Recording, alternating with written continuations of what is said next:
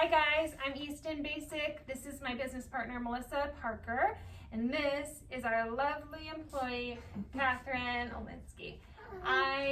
We're here at Sisters today. Thank you so much for checking in. We wanted to talk about our second round of closures due to COVID. We've had a lot of people reach out and we've heard a lot of talk industry-wide about the closures and what's coming and if we're able to work outside, yada, yada, yada. So we wanted to dive into all of that and what we are personally doing, what we've decided to do, and really how we are emotionally handling it, because our guests have also asked about that too. So I'm going to turn it over to Melissa to start the conversation. Hi. Okay, so the first thing that kind of went through my head through the shutdown was like, are there outbreaks happening in the salon right now? I haven't heard any. I've been following along and I've seen that like a lot of outbreaks have been coming out of businesses and restaurants, but I hadn't heard of any salon specific outbreaks. So one of my clients, her son is a contact tracer, so I decided to reach out to her and ask her if he had heard about any salons resulting in outbreaks. And she said yes.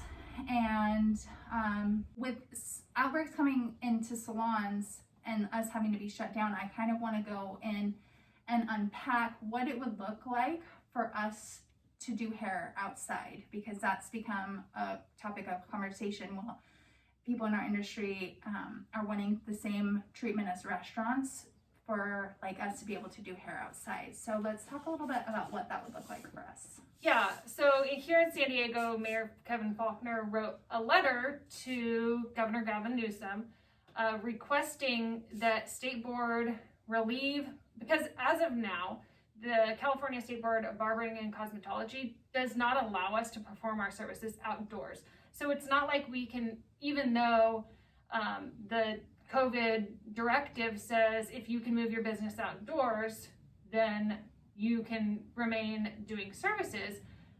Our governing body, which is State Board, tells us we can't. So the mayor said, allow these people to do this, but after taking the week to consider it, it's something that we've decided is not realistic for us. So first of all, the amount and types of services that our business offers, at most, we would be able to offer a quarter of the services that we do now. And so nobody's excited to do a quarter of the business that they would have normally done. Not to mention, it's Southern California in the middle of summertime. Yeah, it's hot. We would be wearing the masks and the face shields, and everyone outside would have to be wearing a cape and towels around their neck. There would be no shampooing allowed because we can't move a shampoo bowl outside. So all those little tiny hairs are going to stick to your sweat. Hair is going to be blowing all over San Diego. It just sounds like a nightmare. I wrote a post on PBS, posted on Instagram, and I just said this is laughable, that this is thought of as a sustainable solution. And one of my biggest concerns is that if you say that these businesses have the right to operate, does that affect the employees of these businesses being able to qualify for unemployment again? Because that's one of the hardest things, is that we've had people who have ended their unemployment, and now 3 weeks later, 6 weeks later, we have been told we have to shut down again and reapply for unemployment again to be able to support our families. And if you tell us that we can operate, does that disqualify us from receiving unemployment? And I think that that's a fear for a lot of employees in this industry. I think it's something to consider too, that like we specifically being, in my opinion, a higher end salon, and being a salon that offers kind of more customized services, we do a lot of color here. You're not only taking away the environment you're in, you're completely eliminating the experience that we work very hard to create for you. And like, I don't know how you guys feel about this, but I personally, not just completely health reasons aside, have chosen not to go back to restaurants and things like that because the experience isn't there.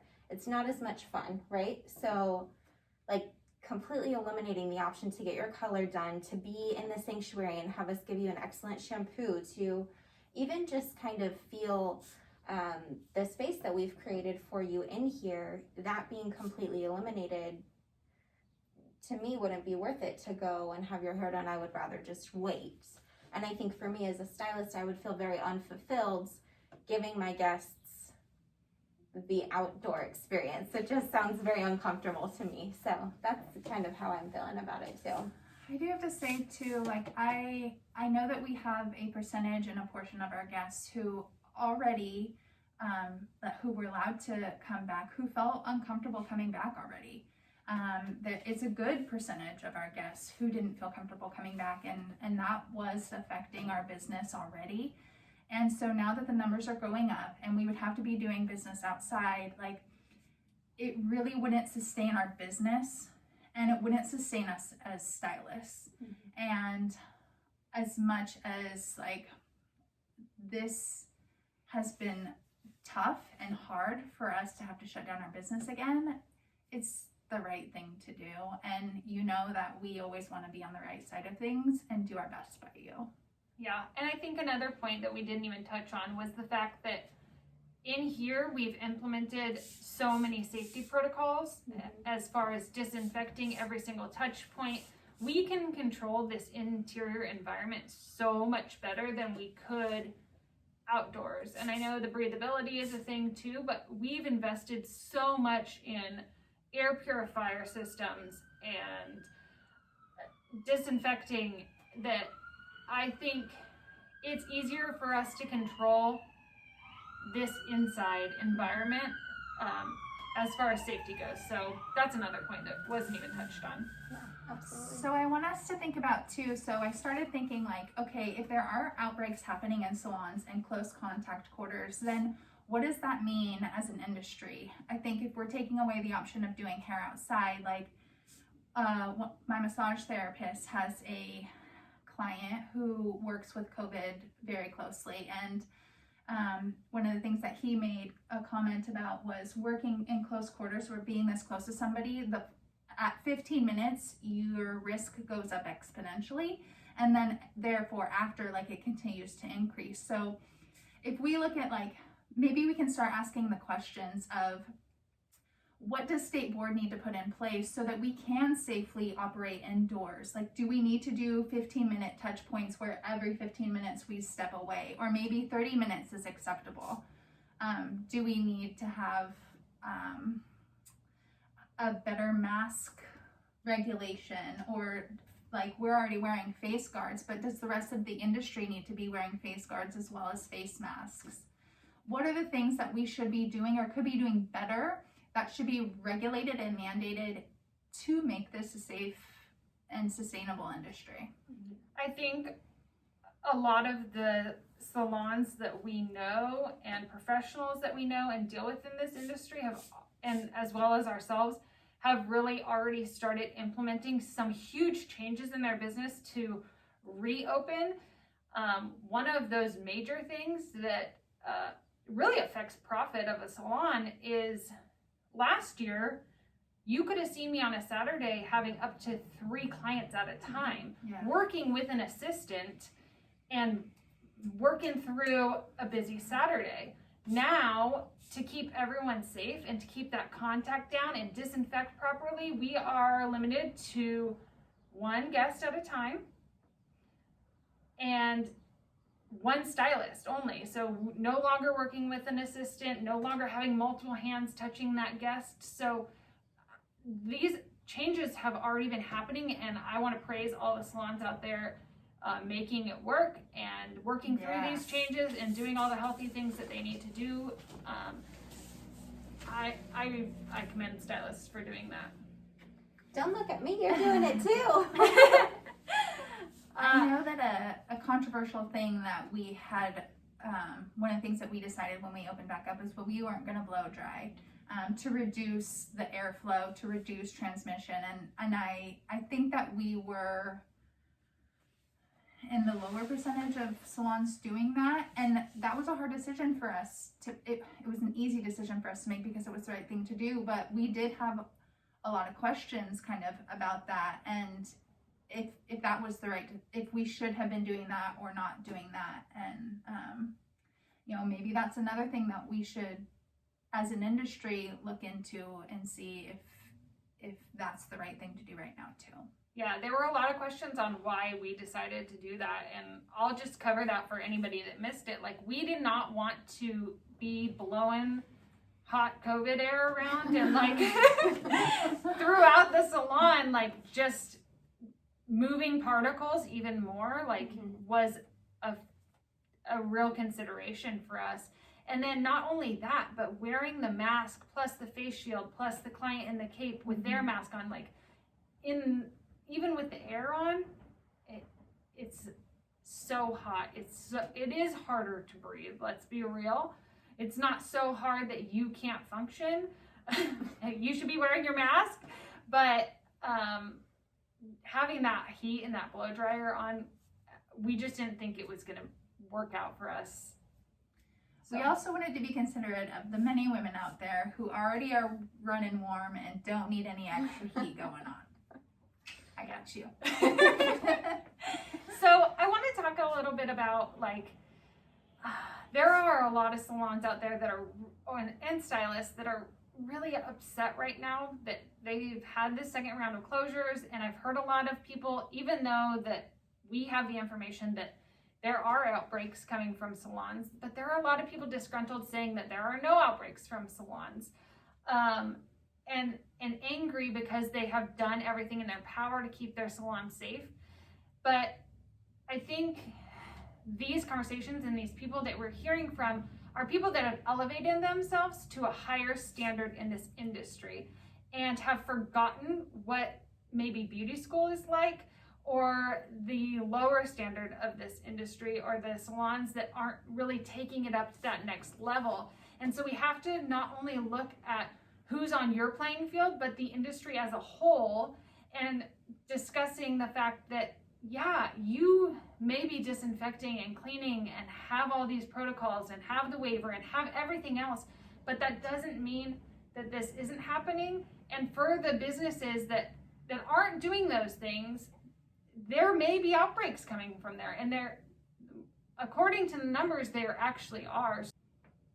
We didn't talk about the emotional side of this. You didn't. I was just thinking that. We like carved right into like the work, and you start. So people really our guests especially have like wanted to know how we're doing and how they can support our business, and I'll get into that a little bit first before I talk about my feelings.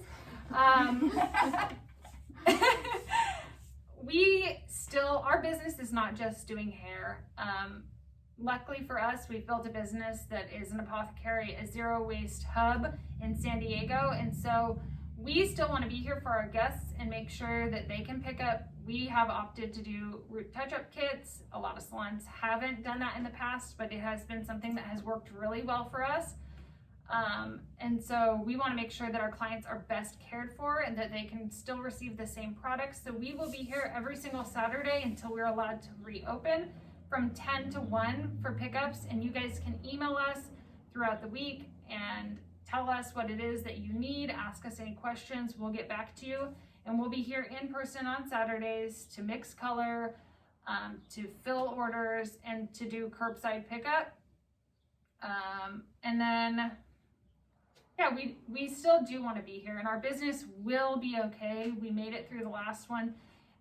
Melissa always says that I know how to make $1 stretch farther than anyone else in the world. So I'm telling you. So luckily for us, we started this business in the recession, and we are very, I guess, frugal with our money, and we have the money to get us through this. We know that.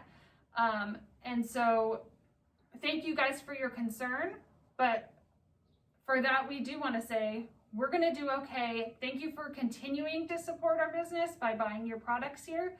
And then as far as my feelings go, I was okay before we came back. Like, I had this silver lining. I wasn't ready to come back when we did. It was kind of abrupt, like, effective tomorrow, you can start doing hair. And like, oh, that didn't give me time to like emotionally process. I've not been doing hair for 3 months, go tomorrow. That was difficult. And then, you know, you have 6 weeks. Catherine just joined our team. The first day we came back, Catherine came back, joined our team. And so right now I'm calling her my 10-year gift. Yes. Because this is our 10-year in business here. And she has been like a key player, something that we have been waiting for 10 years. Like, all my dreams and aspirations for an employee is wrapped up in this lady. And You can't see it, but I'm blushing very hard. And so to like work with a new stylist and to create goals for like what numbers are realistic. Like, we set goals for ourselves at the beginning of the year. Those aren't going to be hit. We took a full quarter off, come back, start killing it, making great money, and then reset goals. Just kidding. You're not going to hit those either. You can't work anymore. And like, I am an extrovert. And so this business and this lifestyle and this career feeds me. Working with my guests feeds my heart. And so to have that excitement and fulfillment again, and then to like go back into quarantine at home, like, it is really difficult for me. And like, I do want to be here to support my clients and to support my team of friends here, but like, I have to protect my own heart too, and like understanding that this is hard for me. Like, I went through two full days of like falling apart, and so it's okay.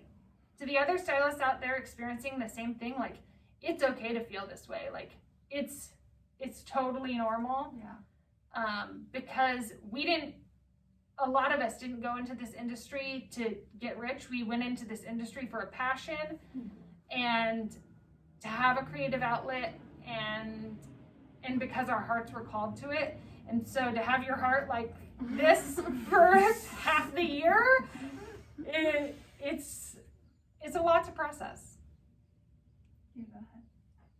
Yeah, I mean, I definitely agree with everything that you said, and thank you for the compliments. But I mean, I know I'm having kind of a harder time this time around. It feels a little bit more challenging, and I think there are a lot of really positive things that play into that for me, which I'm really grateful for. Like, I hadn't physically started in this space before the last shutdown, so to me, when we first got the order, you know, back in March, I was like, oh, cool, okay, well, that actually kind of works out. We'll have a couple weeks off, and then I'll come back in April, and cool. And then it was 11 weeks, 12 weeks, and just coming back and truly like enjoying myself and falling in love with the space and falling in love with the team, and just being here was, you know, it was so exciting, and it really was so fulfilling, and being supported by my guests was so amazing, and meeting new guests was so amazing. And so when we got the order for the second shutdown, it was same kind of thing, very abrupt, and I need to process things for a day or two usually, so that's, I think the on-off has been very challenging, but I also, like, one of the hugest lessons for me personally the last 2 years of my life has been that you can't internalize everything that you can't control. So for me, I'm really just trying to kind of enjoy this space and find the positives in it. And like you said, we got into this industry because we care for people, and part of caring for people is keeping them healthy. So I think at this very point in time, closing is probably the safest option. But that doesn't mean that it's not actually the worst thing ever. So, yeah, that's kind of where I am. Very, pretty severe ups and downs, but I'm trying to level out a little more. And when we come back, just come back with a grateful heart and a positive mind and a healthy body. So, yeah.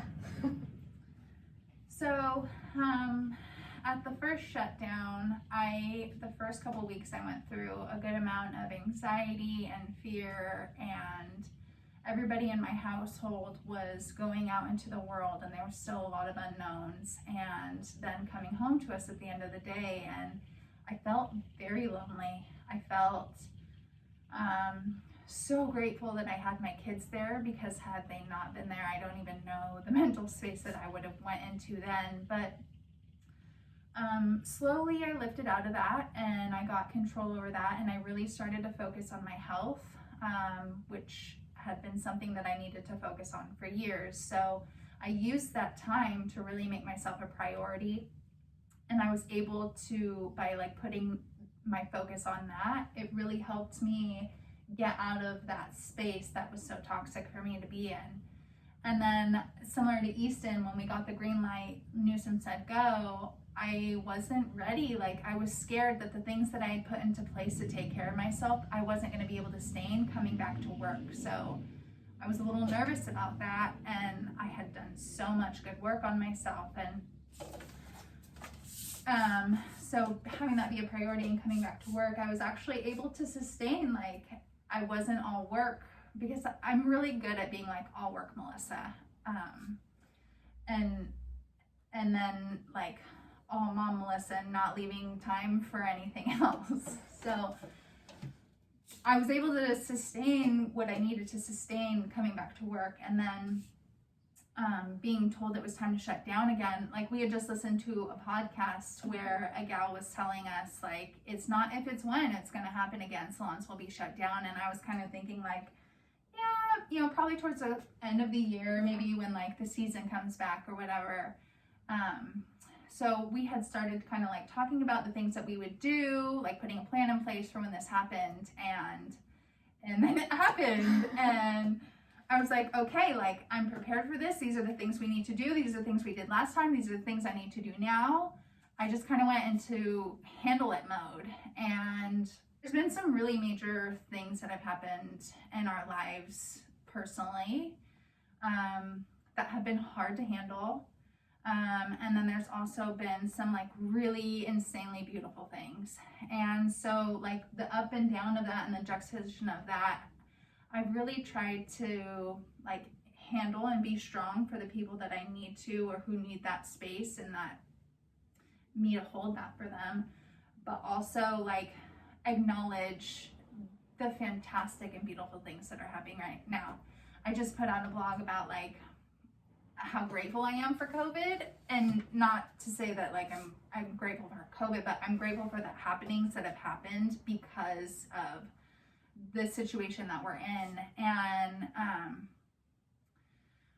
I was keeping that in my place and like, you know, getting the things done. And then the day after, we all came in together to like brainstorm and like, let's get to our plan together. These are the things we're gonna do. Like, we're gonna keep the salon strong even though we keep getting knocked down. And that day I was driving here, and I drove past a restaurant who was just setting stuff up outside to like move the restaurant outside. And something about that just sparked inside of me. Like, that's when it hit me. And I crashed, I crumbled, I struggled. I don't know how much you guys noticed, but the day that we were here, I was struggling. One of our guests had left a message saying like, good luck, good luck, good luck, good luck. And I just couldn't contain it anymore. And now I've swung back.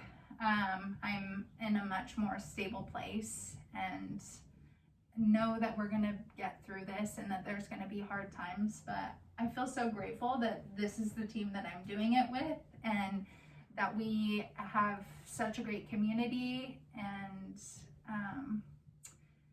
that I know that this, like, 2020 ain't gonna get us down. Right. It's just not. There was one last thing too that like has come to us quite a bit, even when we were still open, about particular services that we weren't offering. A lot of people have asked us if we would travel to them to do these services, which I'll start with the fact that that's not legal for us to even do according to state board, and we're a team of rule followers. Like, I don't like to break any rules, really. I try to follow state board's directives throughout all my business. Like, I have a responsibility as a business owner to do what is legal and what is right. And so as a professional, I wouldn't do that anyway. But another key thing is, like, I can control this environment. I can sanitize it. I know what's done here because this is my home. Walking into somebody else's home, I don't know the safety of that.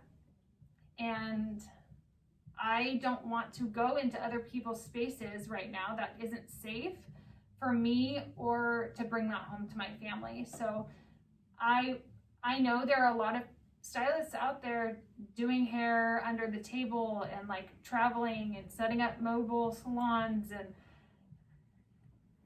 if that's your thing, then fine. If that's what you need to do, I'm sad that that is what is needed for some stylists to feel like they can make income to support their families. That is sad to me, but I don't have to do that, and I don't feel like it's safe for me to do that. So the answer is no for us here. I think we've covered just about everything, unless one of you guys have anything else that... No, I think we're grateful to have you, and we miss you, and we'll be back, and Yeah, stick it. to our Instagrams at Sisters, SCISTERS. And then you can see we're going to be featuring products of the day, so you can remember all of our great zero waste offerings. And then, yeah, we'll keep everyone up to date. There will be emails going out, so if you want to be added to our email list, you can also check out our website, sisters.com. We love you all. Thank you for tuning in. We wish everyone the best out there, and we can't wait to see you when we reopen. Yay.